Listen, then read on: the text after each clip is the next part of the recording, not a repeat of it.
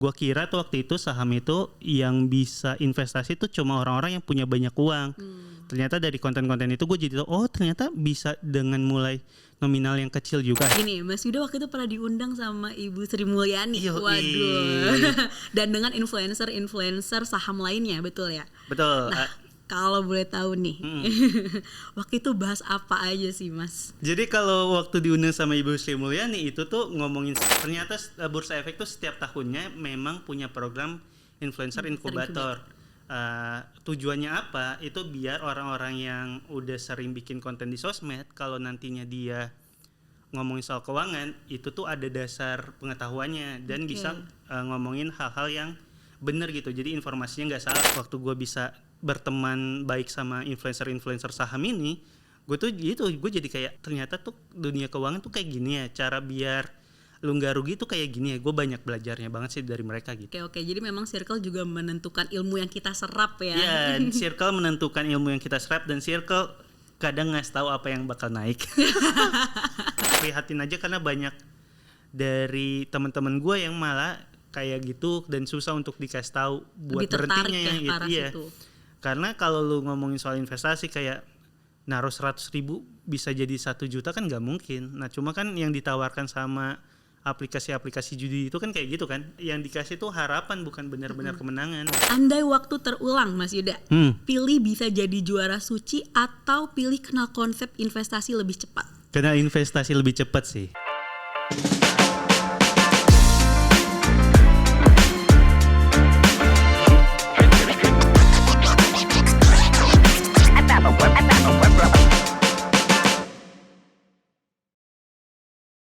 Sit back, relax, let's talk. Welcome to Spot. Kembali lagi di episode Spot kali ini bersama saya Bella Parevi dari Digital Business Unit Selendra Capital. Kali ini kita kedatangan tamu yang sangat spesial. Dia adalah seorang komika yang unik. Selain itu dia juga merupakan influencer saham, entrepreneur dan juga penemu konsep Yudamologi. Please welcome Mas Yuda Ramadan atau Yuda Keling. Halo teman-teman. Halo Bella. Halo, apa kabar Mas? Baik, Bella gimana kabarnya? Baik. Oke, mungkin nanti aku bakal ngasih banyak pertanyaan. Jadi aku akan sedikit ngulik-ngulik juga. Boleh. Tapi sebelum itu mungkin kita bisa main game This or That dulu kali ya. Oke. Jadi nanti aku akan ngasih pertanyaan, Mas Yuda bisa pilih salah satunya, abis itu kasih why-nya. Oke, yang pertama, reksadana atau saham, and why? Saham, kenapa tuh? Karena gue punya waktu luangnya tuh banyak Bel. Jadi gue bisa mantau market gitu. Dan itu juga sesuai sama risiko profile gue. Jadi gue nggak masalah kalau emang harganya terlalu fluktuatif, itu buat gue bisa nerima itu.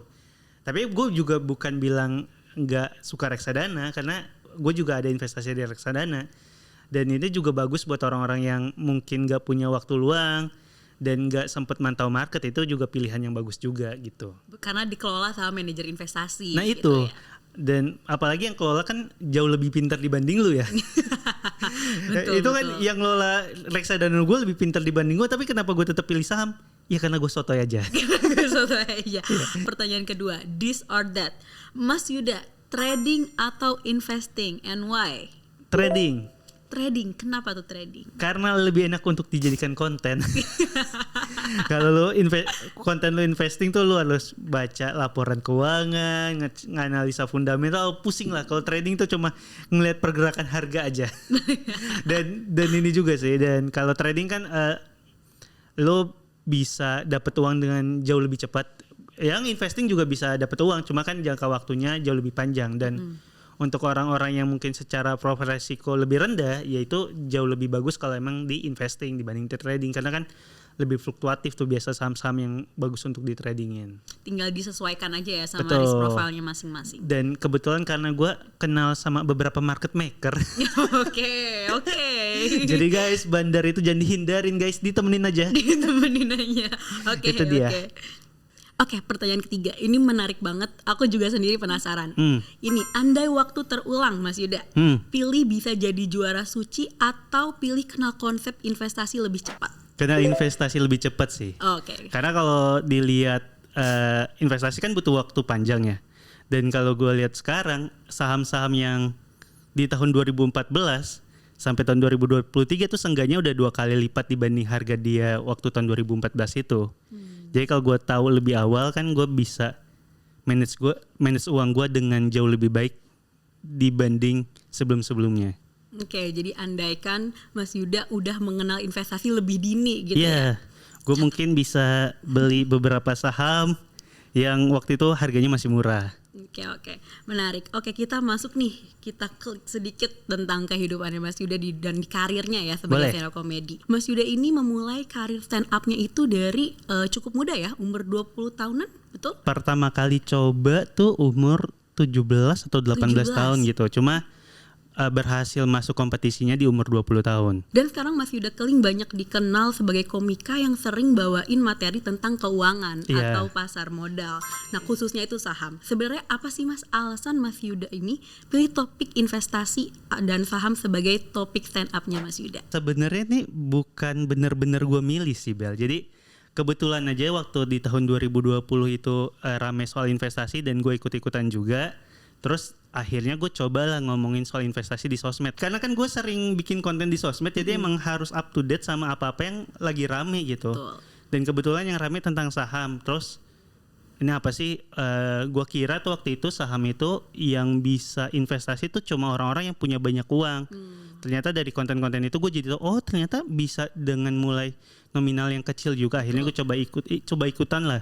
Emang tuh waktu 1 bulan 2 bulan pertama tuh untung terus karena kan emang masuknya di waktu yang tepat kan. Kalau seingat gue Mei tahun 2020 lah, waktu itu saham lagi jatuh-jatuhnya. Gue udah sempet ngerasa anjir gampang banget ya nyari duit ya. Langsung ya. Naruh duit dikit abis itu naik 20% tuh gampang banget. Abis itu kondisi pasarnya normal, pergerakannya juga udah mulai normal. Beli ngasal gue tuh gak lagi menghasilkan, malah jadi turun dan hasilnya ya menghasilkannya lewat konten sih. Menghasilkan lewat konten, Iya. dibalas lainnya Betul. dengan konten. Karena emang dari 2020 akhirnya kenal dunia keuangan, kenal sama banyak temen di dunia keuangan.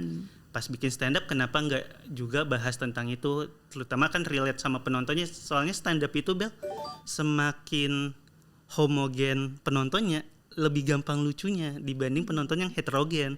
Karena kita punya kesamaan yang kita tahu gitu, nggak perlu lagi ribet-ribet jelasin dari awal. Jadi kayak kalau misal gue nampil di dunia di acara-acara keuangan, misal gue nyebut satu nama kayak ternak uang lah gitu. Oke. Semua orang tuh tahu ternak uang itu apa, tahu apa yang lagi jadi bahasan si ternak uangnya itu. Jadi nggak perlu lagi ngejelasin backgroundnya, jadi jauh lebih mudah juga. Oke, tadi kan Mas Yuda juga udah ngebahas kalau emang aktif ya bikin konten juga di Instagram. Betul. Dan selain itu juga aktif di Twitter ya atau di X ya mungkin sekarang ya. Iya. Nah, nama akunnya itu Yuda si taat pajak nih.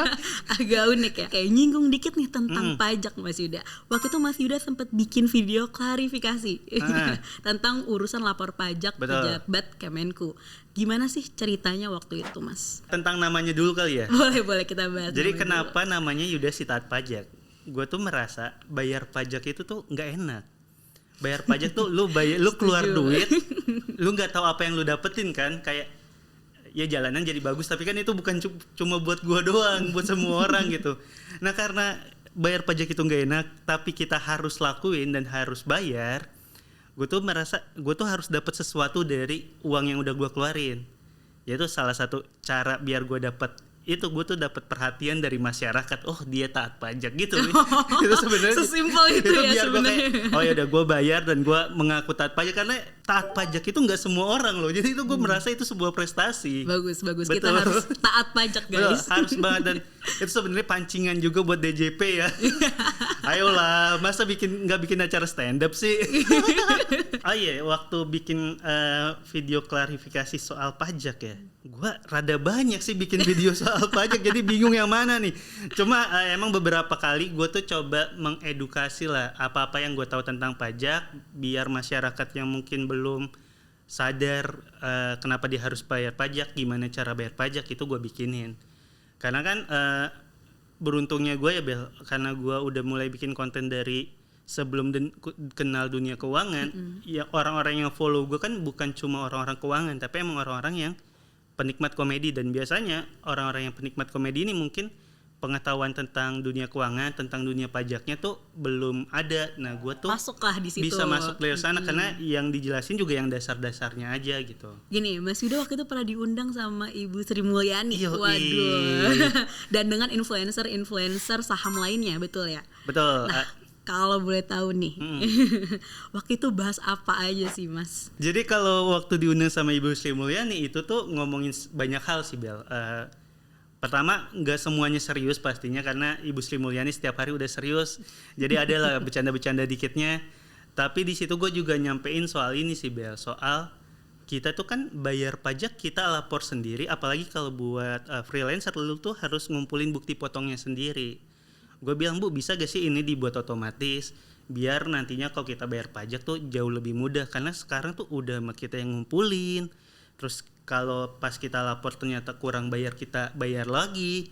Habis itu isinya panjang, jadi kayak prosesnya tuh ribet banget. Bisa gak sih bayar pajak nih biar orang-orang yang udah niat untuk bayar tuh dipermudah gitu. Jadi waktu itu sempat nyampein soal itu sih. Dan seingat gue ya, kata Ibu Sri Mulyani, emang nantinya pajak tuh bakal kayak gitu. Semua pajak kita tuh otomatis terhitung, nggak perlu lagi ngumpulin bukti potong pajak.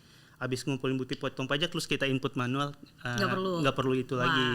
Karena kan itu sesuatu yang bikin orang makin males untuk bayar pajak, karena kayak gue mau bayar tapi kok gue diribetin sendiri ya gitu. Nanti akan transisi ke digital semua lah. Betul, intinya. dan kalau itu terjadi itu berkat gue, guys. Jadi ini harus tahu ya, Mas Yuda Keling yang menyuarakan di depan Ibu Sri Mulyani. Ternyata gue tuh nggak cuma berperan di Depok doang, di negara Indonesia juga, guys. Oke, kita tunggu tanggal mainnya ya. Gitu. Mas Yuda nih, cerita awalnya nih Mas Yuda masuk ke dunia saham tuh bagaimana? Karena waktu itu Mas Yuda juga diajak untuk kerjasama ya, untuk masuk influencer incubator sama Bursa Efek Indonesia. Betul. Nah, boleh share dong ceritanya kenapa sih waktu itu bisa masuk ke program Bursa Efek Indonesia yang influencer incubator itu? Jadi kalau masuk dunia sahamnya itu gara-gara FOMO tadi tuh. Nah akhirnya kan waktu gue FOMO terus beli saham ngasal, gue beli rugi. Mungkin Bursa Efek kayak, ini kasihan dan ini orang, ini kayaknya duitnya nggak banyak banget kok, investasi saham malah rugi terus. Akhirnya diajak ketemu, terus ternyata Bursa Efek tuh setiap tahunnya memang punya program influencer inkubator. Tujuannya apa? Itu biar orang-orang yang udah sering bikin konten di sosmed, kalau nantinya dia ngomongin soal keuangan, itu tuh ada dasar pengetahuannya dan bisa ngomongin hal-hal yang benar gitu. Jadi informasinya nggak salah karena kan dibimbing sama mereka. Nah, tuh gue diajak ke program tersebut, dibimbing lah sama mereka biar satu ya mungkin kebetulan waktu itu pas gue ngomongin keuangan dapat sambutan banyak dari masyarakat, dan itu juga sejalan tuh karena tahun 2020-2021 kan banyak banget orang-orang baru yang terjun ke pasar modal kan.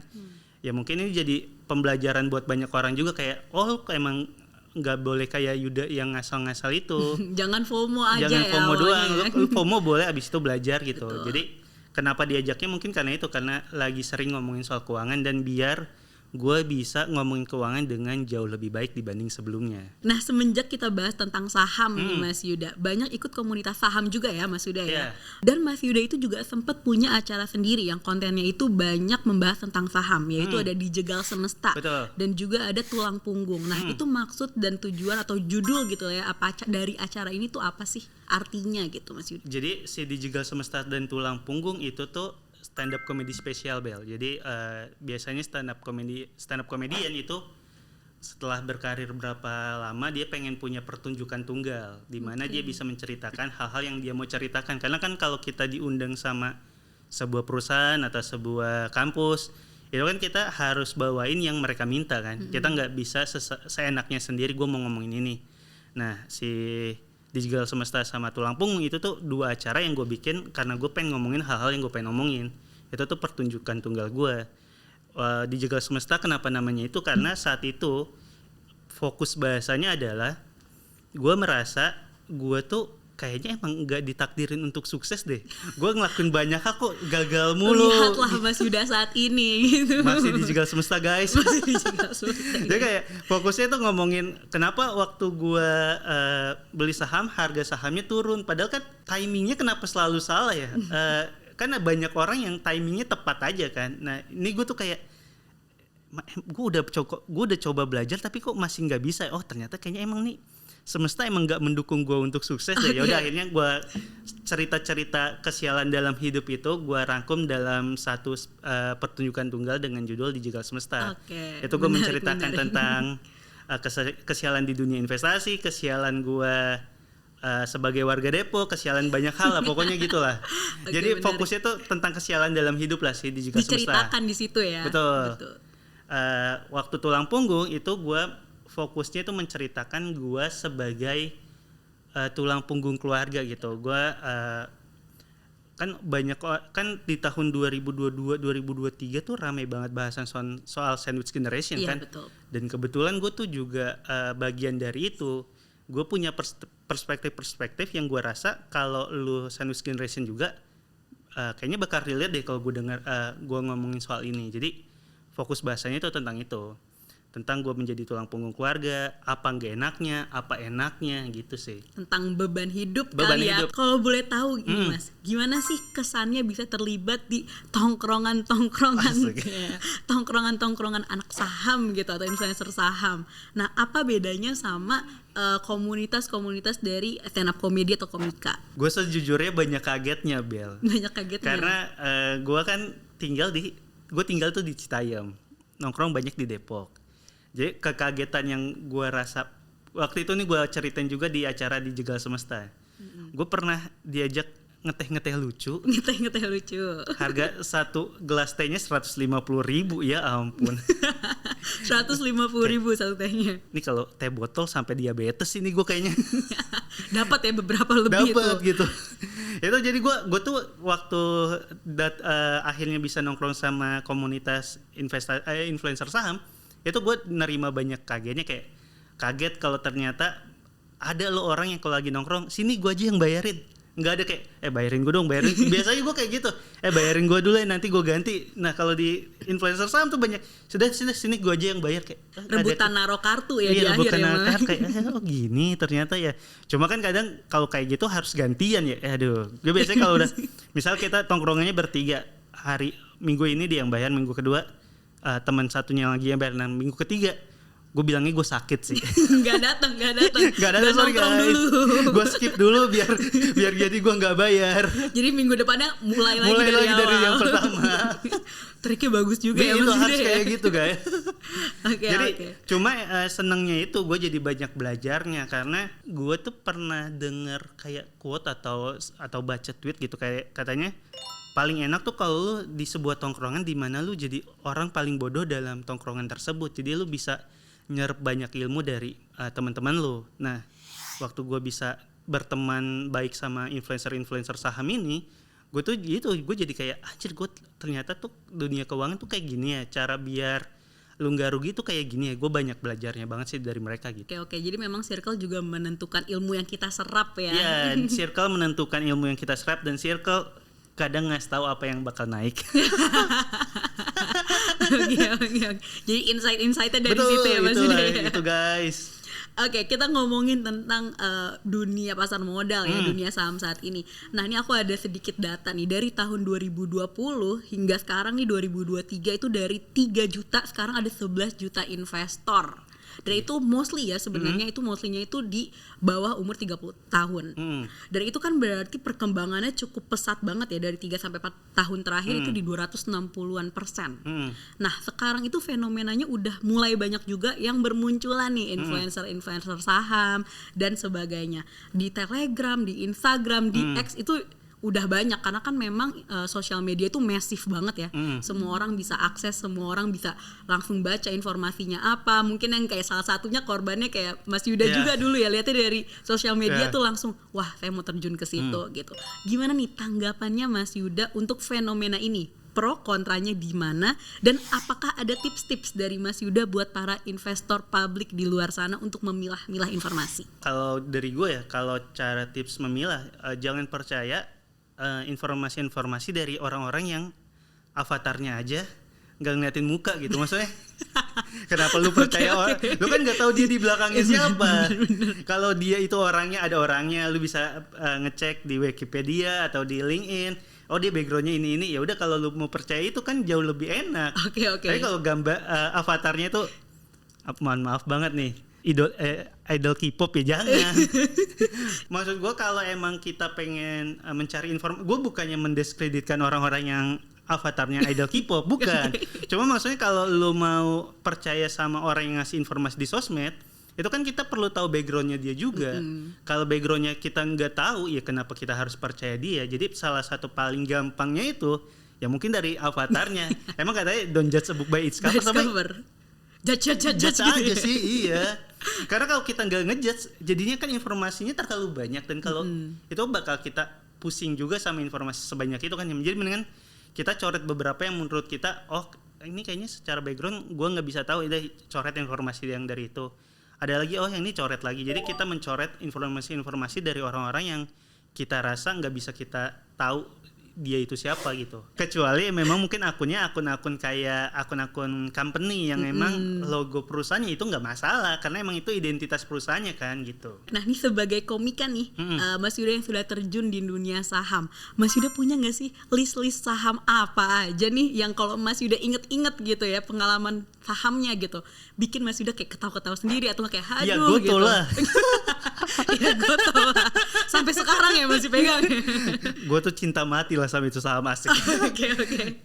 Jadi gue tuh merasa, karena kan tadi sempat ngomongin influencer itu dari 3 juta jadi 11 juta. Salah satunya kan itu gue. Dan gue tuh jadi salah satu investor yang mendapatkan hype-nya Goto.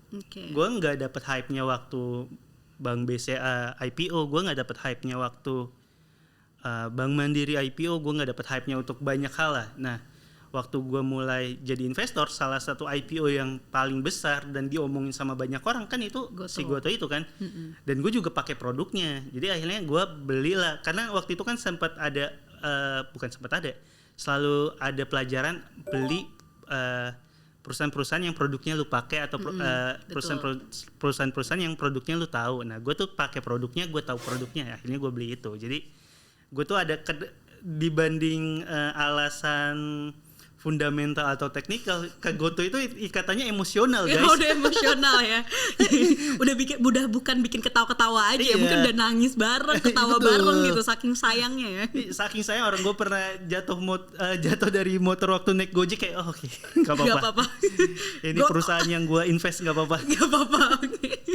Jadi itu, dan enaknya gue tuh kan sering ngomongin soal emiten juga di sosmed gue. Paling enaknya ngomongin soal Goto, orang yang nggak ngerti pasar modal tuh tahu perusahaannya. Jadi secara viewers atau secara engagement di sosmed itu bakal jauh lebih banyak dibanding ngomongin emiten lain yang masyarakat umum nggak kenal gitu. Oke, berarti memang sudah ikatan emosional ya. Ikatan cinta. Ikatan cinta dan batin kalau misalnya. Oke.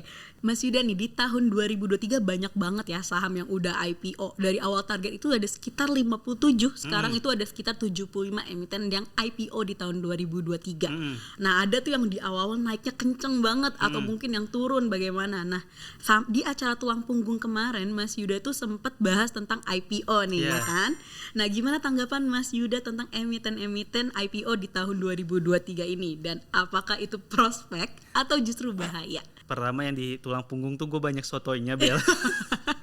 Itu gak apa-apa, itu adalah sebuah konten. Betul, itu dia. Sebuah topik untuk dibicarakan. Kalau dibilang prospek atau enggak, sebenarnya kalau dilihat dari 75 ini kan kemarin gue juga sempat bikin kayaknya penelitian singkat gitulah untuk bikin konten. Emang secara persentase yang naik itu jauh lebih banyak dibanding yang turun. Beberapa tuh ada yang naiknya mungkin sampai, kalau nggak salah paling gede itu 2.300% gitu. Ada juga emang yang turun sampai ratusan persen, itu juga banyak. Iya, itu juga banyak. Jadi kalau emang dibilang prospek, ya bisa jadi prospek asal lu nggak asal pilih. Lu cuma pilih, mungkin ya salah satu gambaran paling mudahnya, cuma pilih emiten-emiten yang IPO di papan utama. Karena kalau kita lihat dari yang udah yang IPO di papan akselerasi itu tuh lebih banyak turunnya. Karena kan emang kalau IPO papan utama persyaratannya juga jauh lebih susah tuh untuk bisa IPO dibanding akselerasi. Akselerasi kalau nggak salah satu persyaratannya itu boleh IPO boleh rugi saat IPO asal di tahun kelima baru untung. Itu kan 5 tahun nih maksudnya. Jangka panjang gitu ya. Jakarta udah keburu tenggelam sih kayak. Amit. Kayak kalau lu emang mau menemani perusahaan ini kan jangan sampai kan perusahaan tuh bukan pasangan yang kita harus temani dari nol gitu. Oh udah nggak gini ya kalau yang lain. Kita cari yang udah bagus aja gitu. Jadi kalau ditanya prospek atau enggak, bisa jadi itu prospek asal lo pilihnya ya jangan asal gitu, dipelajarin apa yang lo mau beli gitu. Nah, Mas Yuda pernah kan pasti baca-baca berita sekarang tuh marak banget tentang judi online, terus tentang investasi ilegal dan sebagainya. Itu kerugiannya itu juga hampir ya katanya tuh menguap sekitar 200 triliun. Itu memang banyak banget, dan kemarin juga ada afiliator robot trading dan sebagainya. Nah, gimana sih tanggapan Mas Yuda tentang kejadian ini, tentang kasus-kasus seperti ini? Sangat disayangkan sih kalau banyak orang yang akhirnya kecanduan itu dan bikin hidupnya makin buruk gitu. Akhirnya kebetulan karena di mentoring sama bursa lewat influencer inkubator itu akhirnya udah sadar kalau yang kayak gini tuh emang gak mungkin bisa menang gitu. Gue punya kesadaran itu, cuma dibilang takut atau enggak, sebenarnya enggak takut sih karena gue udah tahu yang gue tuh gak mungkin ke arah sana. Cuma ya prihatin aja karena banyak dari teman-teman gue yang malah kayak gitu dan susah untuk dikasih tahu buat berhentinya yang itu ya. Karena kalau lu ngomongin soal investasi kayak naruh 100.000 bisa jadi 1 juta kan nggak mungkin. Nah cuma kan yang ditawarkan sama aplikasi-aplikasi judi itu kan kayak gitu kan, menawarkan harapan yang setinggi itu dengan cuma ngeklik doang. Jadi gue tuh lebih prihatin banyak teman-teman gue yang mungkin secara keuangannya nggak baik tapi banyak berharap kesananya, cuma nggak bisa juga untuk dinasehatin terus jangan sayang duit 100.000 lu kalau ditaruh di reksadana atau saham tuh bisa jadi kayak gini loh. Itu kan butuh waktu yang panjang. Mereka kan sebenarnya pengen tergiur dengan waktu yang cepatnya itu, return cepat, dan tingginya kan tinggi banget, 100.000 jadi 20 juta mungkin aja dalam satu malam kan kalau aplikasi kayak gitu. Dan mereka tuh biasanya kayak gitu tuh ngerasa 100.000 itu uang yang nggak apa-apa untuk hilang. Jadi gue tuh nggak apa-apa ini hilang, seenggaknya dari uang yang hilang ini gue tuh ada harapan yang muncul di diri gue. Jadi kayak yang dikasih tuh harapan, bukan benar-benar kemenangan gitu. Oke Mas Yuda, nah kan Mas Yuda ini berarti setidaknya sudah punya lah ya insight-insightnya atau ilmu-ilmunya tentang mengelola keuangan itu sendiri. Betul. Nah gimana sih selama ini cara Mas Yuda untuk mengelola keuangannya? Apakah kayak tetap konsisten nih atau ada perubahan seiring berjalannya waktu? Cara gue ngelola uang ya, yang gue rasa ini sesuatu yang gue bersyukur banget gue lakuin waktu itu tuh, gue tuh suka banget mencatat pengeluaran gue setiap harinya, Bel. Jadi ada buku pencatatannya ya? Iya, gue tuh nyatet itu di buku karena salah satu hal yang paling gak gue suka tuh perasaan gue tahu gue punya duit tapi duit gue habisnya buat kemana ya. Dan kalau kayak gitu gue tuh ngerasa bersalah banget. Akhirnya cara gue mencatat uang gue tuh itu, gue setiap jajan apapun gue lakuin tuh gue catat setiap harinya tuh, setiap malam gue catat.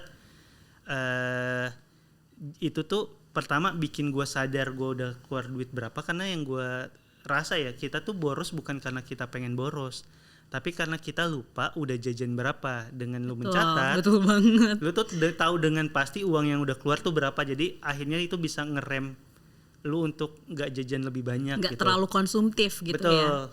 Jadi itu salah satu cara gua untuk mengelola uang sih, gua mencatat uang yang gua keluarin di setiap harinya. Walaupun nggak gua lakuin selama bertahun-tahun juga, waktu itu gua ngelakuin selama 3 bulan. Nah setelah 3 bulan, di bulan keempat nggak lagi gue catat, tapi udah dari awal gue budgeting. Jadi gue cuma boleh jajan segini, dan uang jajan itu gue pisahin dari ATM utama gue. Jadi ATM duit jajan nggak gue pakai ATM uang masuk nggak gue pakai untuk duit jajan, karena keluar duit 200.000 dari ATM yang isinya 600 juta, bohong guys. Keluar 200.000 dari ATM yang isinya 6 miliar, enggak juga. Enggak, pokoknya kalau 200, amin gitu ya, atau mungkin emang iya nanti ya. Enggak, ntar disamperin orang pajak jangan. Kenapa gue bedain? Karena keluar 200.000 dari ATM yang isinya cuma 3 juta, atau 2 juta itu kan 10%-nya berasa banget keluarnya, jadi lebih bikin kita mindful kalau lagi keluar duit lah gitu. Jadi lebih kerasa karena memang isinya itu memang yang dikhususkan untuk Buat jajan, itu gitu, iya. Jadi, bukan pemasukan kita. Ya karena ATM ini kan bakal masuk terus kan uangnya kalau kita ada kerjaan kayak gitu. Oke, ini mungkin pertanyaannya agak menyambung sama cerita hidupnya Mas Yuda. Kan udah perjalanan hidupnya udah cukup panjang nih, naik turun roller coaster udah fluktuatif tuh ya mungkin. Nah mungkin pertanyaannya, apa sih things to know before your 30s? Ini pertanyaan ini tuh gue seneng banget karena ini sesuatu yang lagi gue bikin kontennya juga di sosmed gue. Jadi gue kayak umur gue hampir 30 dan ini sesuatu yang harusnya gue tahu, gue sadari lebih awal. Salah satu hal yang gue pengen gue tahu lebih awal itu jangan keseringan ngomong gue mah begini orangnya. Karena ternyata gue mah begini orangnya itu tuh cuma pembenaran dari sikap lu yang gak pengen diubah sama orang lain, atau pembenaran dari kemalesan lu. Kayak lu kenapa gak mau kayak gini, ya gue memang begini orangnya. Enggak, lu tuh bisa berubah loh, lu tuh bisa mengimprove diri lu loh. Jangan jadikan itu sebagai tameng buat lu gak jadi lebih baik karena ya emang gue emang begini orangnya gitu. Gue tuh pengen banget tahu itu lebih awal karena gue dulu sering banget kayak gitu.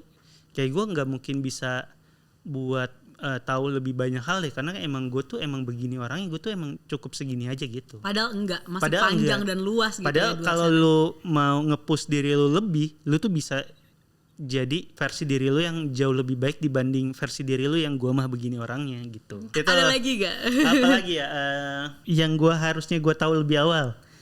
Harusnya gue tahu kalau nolak minjemin duit itu nggak bikin temen kita pergi. Karena dulu tuh gue mikirnya kalau gue nolak minjemin duit ke teman, itu temen gue bakal kesel, terus dia nggak mau lagi temenan sama gue. Ternyata yang terjadi adalah saat lu minjemin duit ke temen lu baru pergi. Dia hilang atau kemana gitu. Kalau lu tolak dari awal itu tuh kayak ternyata emang dia nggak mau berurusan soal uang sama lu, nggak apa-apa. Untuk urusan lainnya bakal baik-baik aja gitu. Cuma kalau lu akhirnya lu minjemin, itu malah lu pikir itu bakal menjadikan lu jadi teman yang baik untuk dia. Ternyata itu malah bisa jadi awal dari retaknya hubungan pertemanan lo gitu. Yang bikin rusak pertemanan tuh bukan nolak minjemin, tapi ternyata minjemin langsung missing in action habis itu ya. Itu dia. Thank you banget Mas Yuda udah sharing bareng di episode Spot kali ini. Semoga ya Mas Yuda bisa makin sukses show-nya kemana-mana. Juga bisa makin membangun literasi keuangan di masyarakat ya melalui konten-konten yang dikemas lucu sama Mas Yuda Keling ya. Semoga.